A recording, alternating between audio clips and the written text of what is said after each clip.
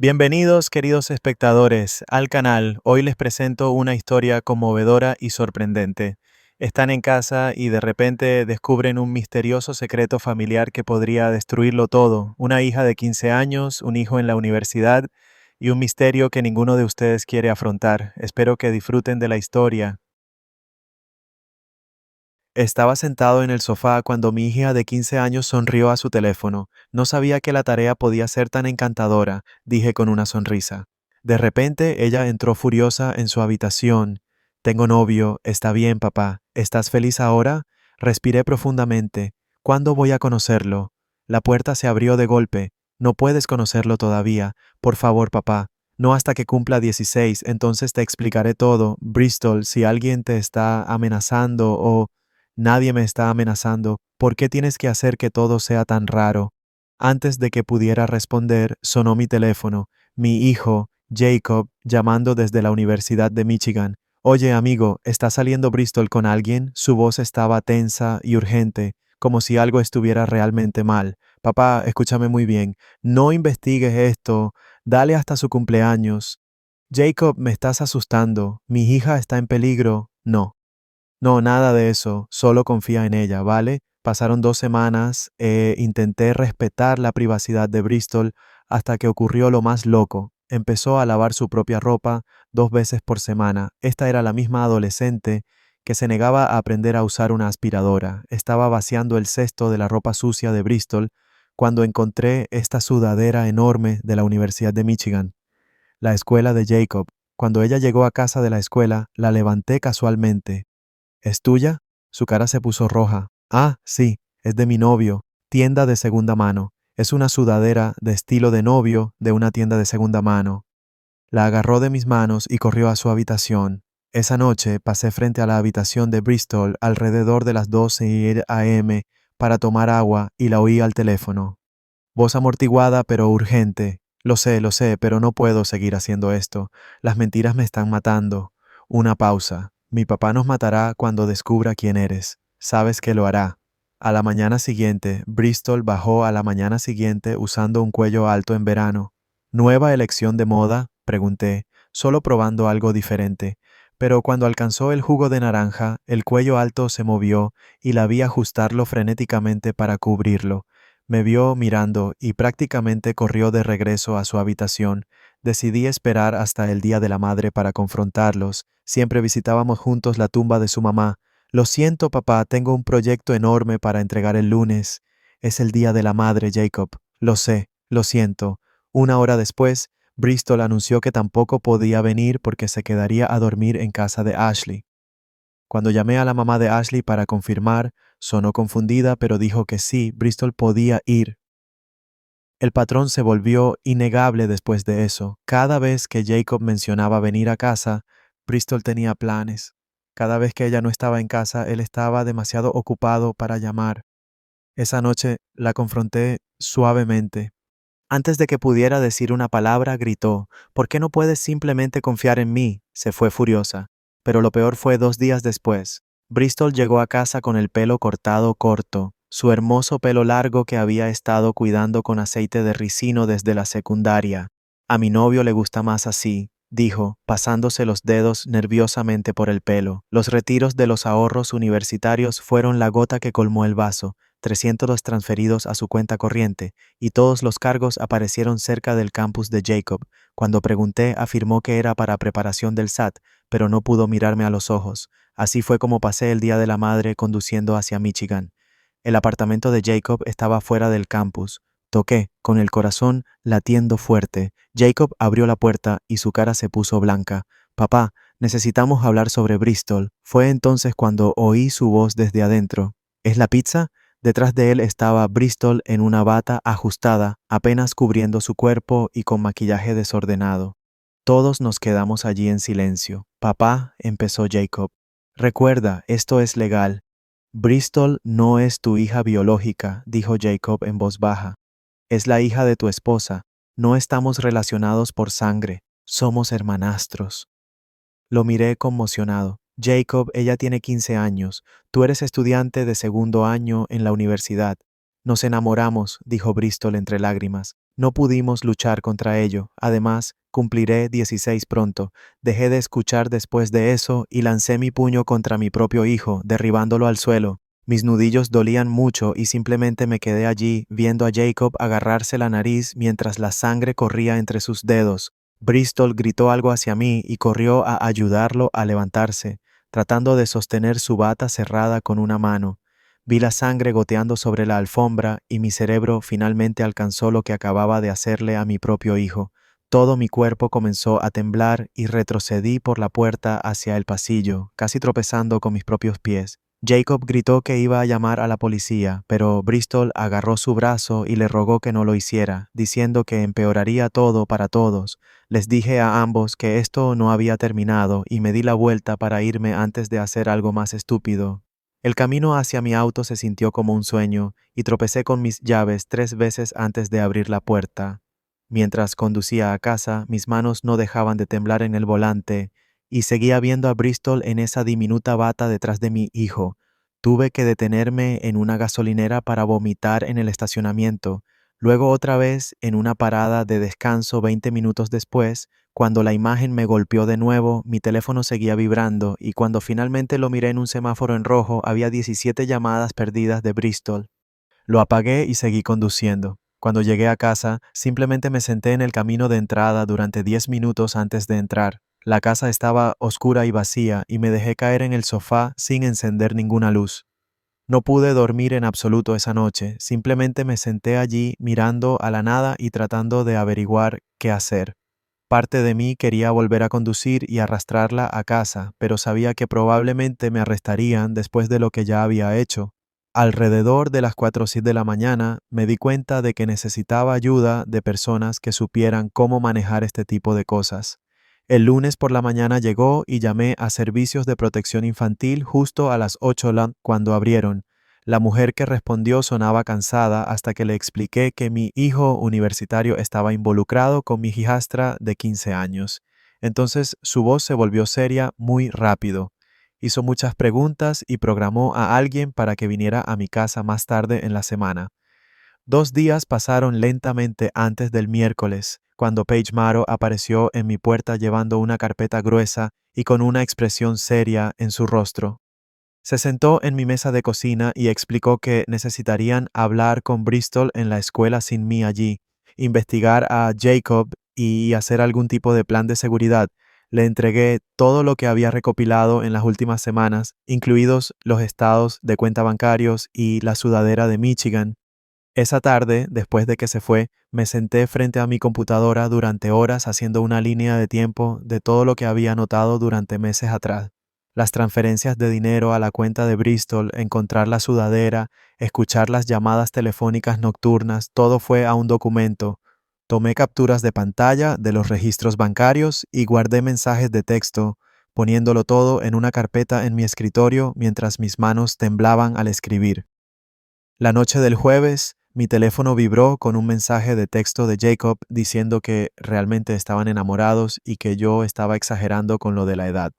Escribió que nada sexual había ocurrido hasta hace poco y me rogó que no arruinara su vida por esto. No le respondí, pero tomé una captura de pantalla y la agregué a mi carpeta de evidencia. El viernes se convirtió en un desastre de llamadas telefónicas, tratando de averiguar quién se suponía que debía manejar esto, ya que Jacob vivía en un condado diferente cerca del campus. La policía del campus dijo que era problema de nuestro condado de origen, pero nuestro condado dijo que la universidad estaba involucrada, así que era complicado. Pasé 3 horas en espera siendo transferido entre departamentos. Finalmente llamé a la mamá de Ashley para verificar todas esas quedadas que Bristol afirmaba haber tenido. Se quedó callada cuando le expliqué por qué preguntaba. Luego me dijo que Bristol solo se había quedado a dormir 2 veces en los últimos 6 meses. Sonó enferma cuando se dio cuenta de que había estado ayudándolos sin saberlo y dijo que escribiría todo lo que recordara para las autoridades. Ambos seguimos disculpándonos mutuamente, aunque ninguno de nosotros sabía realmente lo que estaba sucediendo. El lunes por la mañana, Paige llamó para decir que entrevistaría a Bristol en la escuela esa tarde, y yo no podía estar allí. Protocolo estándar, dijo, pero me dolió el estómago pensar en mi hija enfrentando preguntas sola. Pasé todo el día en el trabajo revisando mi teléfono cada 5 minutos y sin hacer nada. Cuando Bristol llegó a casa, cerró la puerta principal tan fuerte que las fotos de la pared temblaron, gritó que yo estaba arruinando su vida y les contó mentiras sobre Jacob diciendo que era una especie de depredador cuando ellos estaban enamorados. Traté de explicarle que la estaba protegiendo, pero ella corrió a su habitación y cerró con llave la puerta. Alrededor de las 7 esa noche, Paige volvió a llamar y dijo que había patrones preocupantes en cómo respondía Bristol las preguntas sobre la relación. No dio detalles específicos, pero dijo que necesitarían hacer entrevistas de seguimiento y crear un plan de seguridad. El martes por la mañana, llamé a varios abogados y conseguí una cita con Ken Roberts para esa tarde. Su oficina estaba en un edificio antiguo del centro y olía a cuero y café. Ken tendría unos 60 años, cabello gris y parecía cansado, pero escuchó todo sin interrumpir. Cuando terminé, se recostó y me dijo directamente que podría enfrentar cargos por agresión por haber golpeado a Jacob. Mis manos empezaron a sudar cuando me explicó que la ley de Michigan no consideraba relevante que Jacob estuviera con mi hija menor de edad. La agresión era agresión, pero también dijo que podíamos solicitar una orden de protección para mantener a Jacob alejado de Bristol, ya que ella era menor. El papeleo tomó 2 horas y me dolía la mano por escribir la misma información una y otra vez. Ken hizo copias de todo y dijo que lo presentaría al día siguiente por la mañana. El miércoles me llamó para decirme que la orden había sido presentada, pero me advirtió que documentara todo y evitara cualquier contacto con Jacob. Dijo que mi golpe podría ayudar al abogado defensor de Jacob a argumentar que yo era violento e inestable. Eso me dio ganas de vomitar porque me di cuenta de que mi ira podría haberle dado a mi hijo una forma de evitar consecuencias. Ken me dijo que me concentrara ahora en proteger a Bristol y dejara que el sistema legal se encargara de Jacob. El jueves por la noche senté a Bristol y le expliqué las nuevas reglas que entraban en vigor de inmediato. Toque de queda a las 7 p.m. entre semana, a las 8 los fines de semana, nada de teléfono después de las 9 y nada de ir a ningún lado sin decírmelo primero. Ella se levantó de un salto y lanzó su plato contra la pared, donde se hizo pedazos y la comida voló por todas partes. Gritó que yo era peor que una prisión y que me odiaba más que a nada en el mundo. Los vecinos probablemente oyeron sus gritos sobre cómo estaba destruyendo su vida por nada. Corrió a su habitación y cerró la puerta tan fuerte que un cuadro cayó de la pared del pasillo. Limpié los pedazos del plato y la comida mientras me temblaban las manos. Luego me senté en la mesa de la cocina tratando de no llorar. El viernes por la mañana encontré un correo electrónico de Jacob en mi bandeja de entrada enviado a las 3 a.m. Escribió 4 páginas sobre cómo comenzó su relación cuando Bristol visitó el campus durante un fin de semana para estudiantes prospectivos en febrero. Afirmó que intentaron luchar contra sus sentimientos, pero no pudieron evitar enamorarse durante largas conversaciones nocturnas sobre libros y música. Leer sus palabras sobre lo especial y madura que era ella me hizo darme cuenta de que esto venía ocurriendo durante meses mientras yo no tenía ni idea. Seguía diciendo que no fue planeado y que ambos se sentían culpables por el secreto, pero sabían que yo nunca lo entendería. Cuanto más leía, más veía el patrón de un estudiante universitario manipulando a su hermanastra menor. El sábado reenvié todo a Paige y pasé horas repasando el correo de Jacob nuevamente, marcando cada señal de alerta, la forma en que hablaba de esperar hasta que ella fuera mayor, mantener las cosas en secreto por ahora, como nadie más entendería su conexión, comportamiento clásico de adoctrinamiento por parte de alguien que sabía exactamente lo que hacía. Imprimí todo y resalté las peores partes donde él le enseñaba cómo mentirme. El domingo por la tarde recordé que teníamos una cuenta compartida de Family Cloud de hace años y me conecté para revisarla. Había cientos de mensajes entre ellos que remontaban a enero antes de esa visita al campus. Capturas de pantalla mostraban a Jacob diciéndole exactamente qué decir cuando yo hacía preguntas, cómo borrar mensajes, cuándo fingir que estaba en casa de Ashley. Copié todo en una memoria USB y hice 3 copias de respaldo para dárselas a Paige y a Ken. Pasaron 2 semanas con Bristol apenas hablándome y cumpliendo las reglas solo porque no tenía opción. Luego, el miércoles, no llegó a casa desde la escuela. Llamé a la escuela y dijeron que se fue a la hora normal. Su teléfono iba directamente al buzón de voz. Recorrí en auto las casas de sus amigas, pero nadie las había visto. A las 6:00 p.m., llamé a la policía y presenté un informe de persona desaparecida. El oficial preguntó sobre problemas de custodia o familiares y tuve que explicarle lo de Jacob y la orden de protección. Emitieron una alerta y comenzaron a rastrear su teléfono, que apareció en una dirección en Michigan cerca del campus. Todo mi cuerpo se heló cuando vi la ubicación en el mapa. El oficial dijo que contactarían a la policía local para una verificación de bienestar, pero tomaría tiempo. Estuve sentado en la comisaría durante 3 horas tomando café malo y revisando mi teléfono cada 30 segundos. Finalmente, alrededor de las 10 p.m., un oficial salió y dijo que la habían encontrado en el apartamento de Jacob. Estaba a salvo, pero insistió en que había ido allí voluntariamente y que no la retenían en contra de su voluntad. La policía de Michigan no podía obligarla a irse ya que no estaba en peligro inmediato, pero le recomendaron enfáticamente que regresara a casa. 2 oficiales la trajeron de vuelta alrededor de las 11 a.m. y ni siquiera me miró. Fue directamente a su habitación, pero no antes de llamarme traidor y decir que nunca me perdonaría por enviar policías tras ella como si fuera una criminal fugitiva. A la mañana siguiente, la consejera escolar llamó pidiendo una reunión urgente sobre la asistencia y estado emocional de Bristol. Había faltado 8 días en el último mes y los profesores informaron que no entregaba trabajos ni participaba en clase. La consejera dijo que Bristol mostraba signos claros de trauma, aunque insistiera en que todo estaba bien y solo quería que todos la dejaran en paz.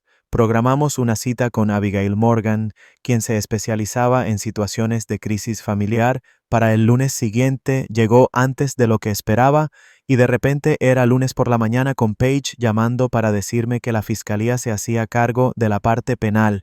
Dijo que debía retirarme completamente y dejar que ellos manejaran todo desde aquí mientras me concentraba en llevar a Bristol a terapia con Abigail. Todo el sistema me parecía imposible de confiar, pero firmé los documentos aceptando su plan de todas formas. 3 días después de este nuevo arreglo, Bristol se enteró de Javier por una publicación en Instagram y bajó a cenar ya enojada. Agarró su plato y lo lanzó directamente contra la pared, gritando que yo había puesto a todos en contra de Jacob, y cuando cumpliera 16 años en 4 meses, presentaría una solicitud de emancipación. La comida voló por todas partes y subió corriendo antes de que pudiera decir algo. Pasé 1 hora limpiando salsa de espagueti de la pared mientras trataba de no golpear algo yo mismo. La semana siguiente tuvimos nuestra primera sesión conjunta de terapia con Abigail, donde finalmente admití que me equivoqué al golpear a Jacob y tratar de controlarlo todo después. Los ojos de Bristol se abrieron mucho cuando dije que estaba equivocado, y ella realmente accedió a trabajar en no gritarme si yo trabajaba en no ser tan controlador.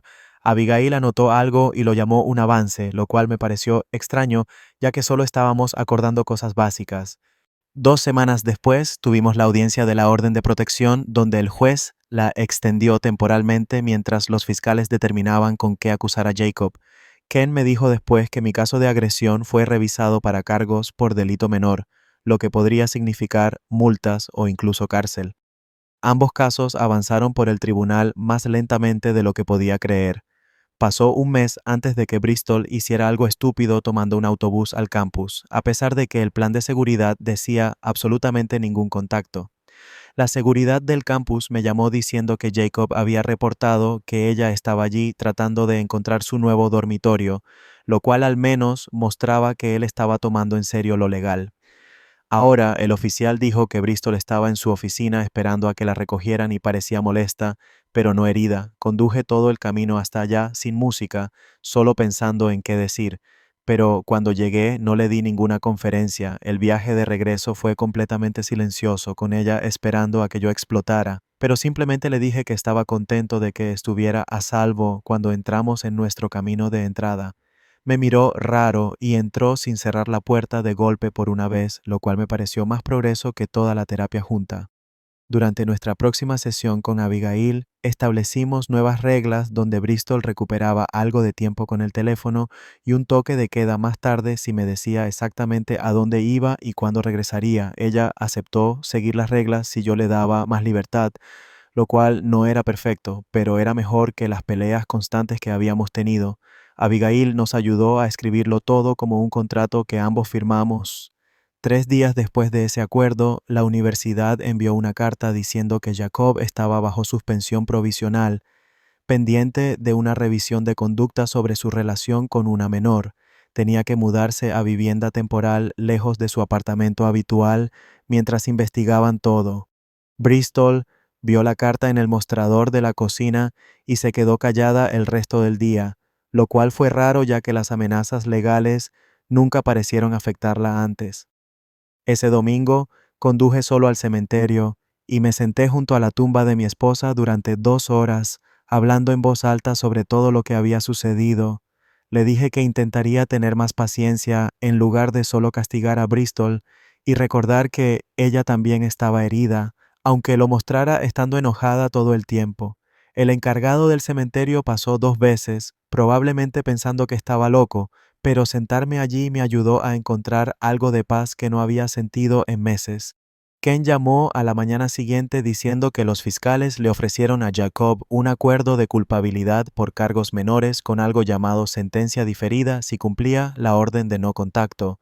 Me explicó que significaba que Jacob no iría a la cárcel, pero tendría antecedentes y cualquier violación significaría procesamiento inmediato. Yo quería más que eso después de lo que hizo, pero Ken dijo que en realidad era decente considerando las circunstancias y mi propio cargo por agresión.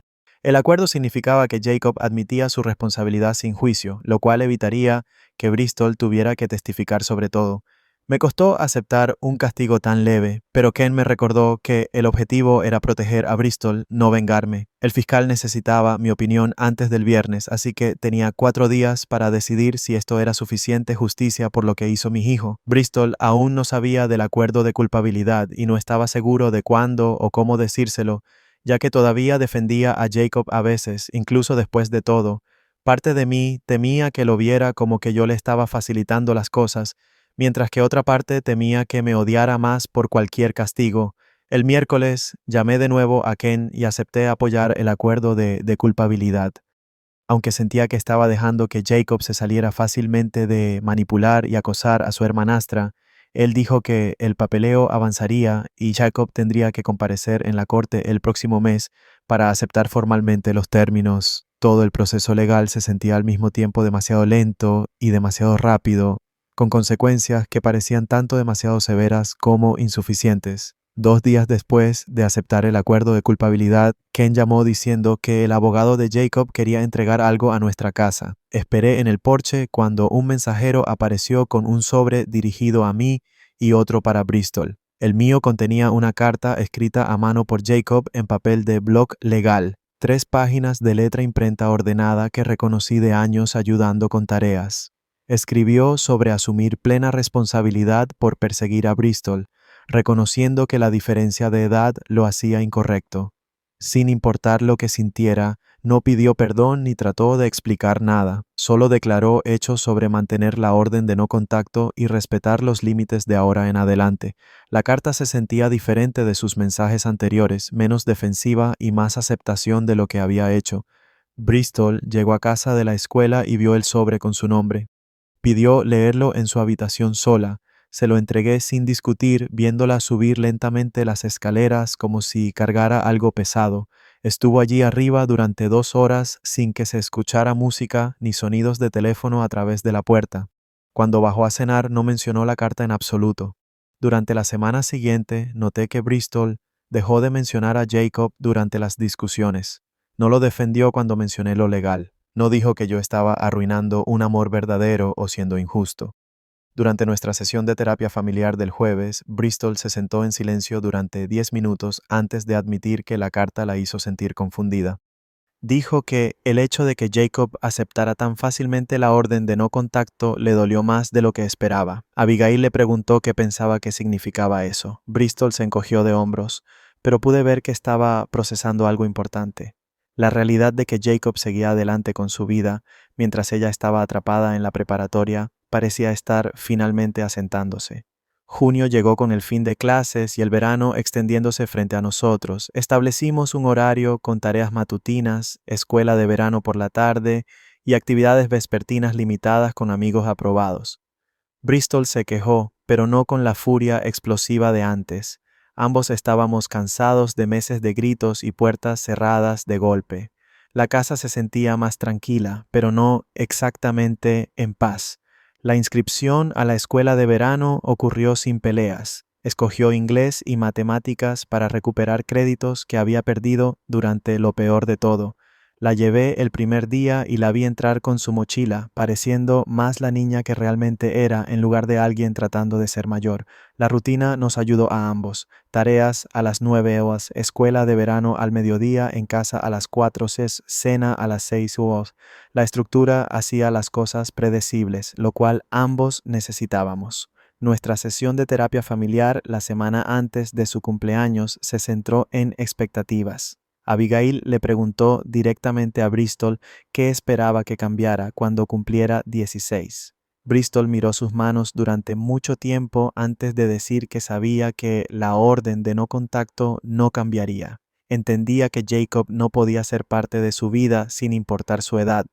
Abigail le preguntó cómo se sentía respecto a eso. Bristol dijo que era una mierda, pero que lo entendía. Esa aceptación se sintió enorme después de meses insistiendo en que todo estaría bien una vez que ya no tuviera 15 años. Quise celebrar este avance, pero mantuve la boca cerrada. Las pequeñas victorias necesitaban permanecer pequeñas o se convertirían en peleas. Mi fecha en la corte por el cargo de agresión llegó a finales de junio. Ken había arreglado el acuerdo por conducta desordenada con multas y clases de manejo de la ira en lugar de tiempo en la cárcel. La sala del tribunal estaba casi vacía, excepto por nosotros, el fiscal y Jacob, sentado en la última fila. Me puse de pie cuando el juez preguntó si entendía los cargos. Dije que sí y acepté la responsabilidad por perder el control ese día. El juez me sentenció a pagar $800 en multas más 12 semanas de manejo de la ira. Jacob se fue antes de que terminara el papeleo. Esa noche, Bristol preguntó si estaba enojado por la condena. Le dije que merecía consecuencias por golpear a alguien, incluso a Jacob. Pareció sorprendida por mi respuesta. 2 noches después pasé frente a la habitación de Bristol y la oí al teléfono con alguien. A través de la puerta, la oí decir que estaba borrando su número ahora. No estaba llorando ni siendo dramática al respecto. A la mañana siguiente mencionó casualmente durante el desayuno que había empacado la sudadera de Michigan y otras cosas. Preguntó si podíamos donarlas en algún lugar. Dije, claro, y no hice un gran alboroto al respecto. Abigail me había enseñado a reconocer el progreso sin celebraciones abrumadoras que podrían causar recaídas. El Día del Padre llegó un domingo sin planes especiales. Me desperté con Bristol haciendo ruido en la cocina. Había preparado huevos revueltos y tostadas. Incluso intentó hacer café en la máquina. Nos sentamos juntos en la mesa por primera vez en meses sin teléfonos ni distracciones. Mencionó extrañar a su mamá. Le dije que yo también la extrañaba. Hablamos quizás 5 minutos sobre pequeños recuerdos, nada pesado. Había preparado mi café con 2 azúcares, justo como me gusta. El gesto significó más que cualquier tarjeta podría haber significado. La escuela de verano mantuvo a Bristol ocupada durante los días. Conoció a 2 chicas en su clase de inglés que no iban a su escuela normal, no sabían nada sobre Jacob ni todo el lío. Las veía riendo en el área de recogida, haciendo planes para el centro comercial o el cine, cosas normales de adolescentes que me hacían sentir el pecho más ligero. Una tarde las observé desde el auto mientras Bristol les mostraba algo en su teléfono y todas se desternillaron de risa. Su risa sonaba real, no forzada ni falsa. Estas nuevas amigas la invitaron a una fiesta en la piscina para el 4 de julio. Conocí a los padres, verifiqué la supervisión y la dejé ir. El progreso se veía como volver a confiar en ella con actividades normales. Mis clases de manejo de la ira comenzaron la primera semana de julio. El instructor era un tipo mayor que había estado enseñando el curso durante 20 años. Nos hizo presentarnos y explicar por qué estábamos allí. Dije, le pegué a mi hijo después de descubrir algo perturbador. Asintió como si hubiera escuchado cosas peores. Las técnicas eran realmente útiles, especialmente lo de reconocer las señales físicas de advertencia antes de perder el control. Aprendimos ejercicios de respiración y métodos de conteo. Los practiqué en casa cuando Bristol probaba mis límites. Una noche compartí la técnica de conteo con ella cuando estaba alterándose por el toque de queda. En realidad la intentó en vez de burlarse de mí. Para la tercera semana de clases, entendía mejor cómo el duelo por haber perdido a mi esposa había hecho que todo lo demás pareciera más amenazante. El instructor explicó cómo una pérdida no procesada podía hacer que las personas reaccionaran violentamente para proteger lo que les quedaba. Eso me impactó profundamente. A finales de julio llegaron noticias a través de amigos comunes de que Jacob se había graduado pero había faltado a la ceremonia.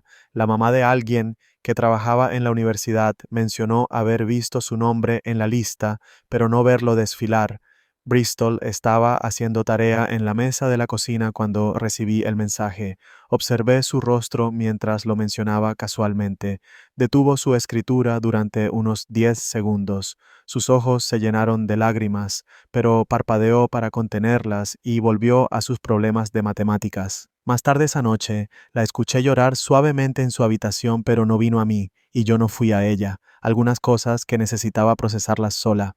La semana siguiente, Abigail nos sentó en su oficina y sacó su calendario. Pasó las páginas y sugirió que podríamos pasar a sesiones cada 2 semanas porque habíamos hecho progresos reales. Bristol se movió en su asiento y dijo que quería seguir yendo durante el verano para trabajar en sus propios asuntos. Abigail asintió y nos anotó en lápiz para los próximos 2 meses. Volví al trabajo a tiempo completo el lunes siguiente después de haber trabajado horas reducidas durante 3 meses. Mi escritorio estaba cubierto de polvo y tazas viejas de café de antes de que pasara todo. Mis compañeros de trabajo no dejaban de acercarse a ver cómo estaba y comentaron que parecía diferente, más tranquilo de alguna manera. La rutina de hojas de cálculo y reuniones se sentía bien después de meses de caos. Me sorprendía a mí mismo enfocándome realmente en informes trimestrales en vez de revisar mi teléfono cada 5 minutos buscando malas noticias. Bristol empezó a salir más seguido con esas chicas de la escuela de verano. Un día por la tarde entró a la cocina mientras preparaba la cena y preguntó si podía conseguir un trabajo en la heladería del centro donde trabajaba su nueva amiga. Dejé la espátula y hablamos sobre las horas y cómo llegaría. Prometió mantenerlo bajo 15 horas a la semana y dijo que la mamá de su amiga podría llevarlas a ambas. Dije que sí, pero le hice prometer mantener sus calificaciones altas cuando comenzara la escuela. En realidad dio un salto y me abrazó rápido antes de correr a enviar mensajes a sus amigas. 3 días después, Ken llamó para decirme que el fiscal estaba cerrando el caso de Jacob ya que había cumplido todos los requisitos del acuerdo de culpabilidad, sin cárcel, pero tendría un antecedente que lo seguiría para siempre. Encontré a Bristol haciendo tarea en la mesa de la cocina y le di la noticia tranquilamente. Dejó de escribir y miró fijamente su cuaderno durante mucho tiempo. Luego preguntó si podía ir a su habitación y dije, claro. Escuché que su puerta se cerraba suavemente, sin el portazo habitual. Agosto llegó rápido y nos sentamos juntos frente al computador, eligiendo clases para el tercer año. Ella navegaba por las optativas y se detuvo en el club de teatro preguntando si podía unirse. Dije por supuesto y la vi escribir su nombre en la lista de inscripción. También eligió escritura creativa y parecía entusiasmada con la profesora de la que todos decían que era genial. Imprimimos su horario y ella lo puso en la nevera con un imán. Su primer día en la heladería fue bien y llegó a casa con salsa de chocolate en su camisa y $20 en propinas. Me mostró cómo usar la máquina de helado suave haciendo una demostración con una cuchara y sus manos. Las otras chicas del trabajo vinieron ese fin de semana y pasaron horas en su habitación riéndose de los clientes y practicando para las audiciones de teatro. Una noche después de cenar, Bristol se quedó en la mesa en vez de desaparecer a su habitación. Jugó con su mantel individual y dijo que en terapia habían estado hablando de relaciones saludables y señales de advertencia. Me dijo que ahora entendía cómo guardar secretos y no tener otros amigos eran señales de alerta que había pasado por alto. Dijo que Jacob la había convencido de que nadie entendería su conexión. Solo escuché sin interrumpir. Habló unos 10 minutos sobre límites y confianza antes de ir a lavar los platos sin que se lo pidiera. La última semana de agosto, sugerí que fuéramos al lago un fin de semana antes de que comenzara la escuela. Pareció sorprendida, pero dijo, vale. Empacamos el coche con cañas de pescar y bocadillos y condujimos 2 horas al norte. En el lago, en realidad dejó su teléfono en la cabaña y me ayudó a cargar la caja de aparejos al muelle. Estuvimos sentados allí durante horas, sin hablar mucho, solo lanzando anzuelos y recogiéndolos. Gritó emocionada cuando algo jaló su línea y la ayudé a enrollar un bagre decente. Lo sostuvo en alto para una foto, sonriendo de verdad y ampliamente por primera vez desde el Día de la Madre. Lo soltamos y seguimos pescando hasta el atardecer. La semana antes de que comenzara la escuela, estaba leyendo en la sala cuando Bristol bajó las escaleras en pijama. Se quedó allí un segundo como si estuviera decidiendo algo. Luego caminó hacia mí y me dio un rápido abrazo. Buenas noches. Nada largo ni dramático, solo una hija normal abrazando a su papá antes de acostarse. Olía a la loción de vainilla que su mamá solía comprar. Dije buenas noches y subió las escaleras. No estábamos arreglados y probablemente nunca lo estaríamos completamente, pero aún estábamos aquí, todavía intentándolo, todavía una familia que había sobrevivido a algo terrible. A la mañana siguiente hizo huevos otra vez y hablamos sobre su horario de trabajo y qué materiales aún necesitaba para la escuela, cosas normales que se sentían como el mayor regalo del mundo. Gracias por ver. La moraleja de la historia. Lo que aprendimos es que, como padres, nunca debemos ignorar las señales de alerta, incluso si son dolorosas. El verdadero amor por nuestros hijos no siempre significa decir sí. A veces significa protegerlos de sí mismos, incluso si eso nos convierte en el villano de su historia por un tiempo. De aquí aprendemos tres cosas importantes. La confianza es valiosa, pero no debe ser ciega. El silencio y los secretos dentro de la familia siempre conducen a la destrucción familiar. Buscar ayuda profesional a tiempo puede salvar a un niño de tomar decisiones que le cambiarán la vida. Comparte tu opinión en los comentarios. No olvides suscribirte a Historias Doradas y activar la campanita. Nos vemos en la próxima historia.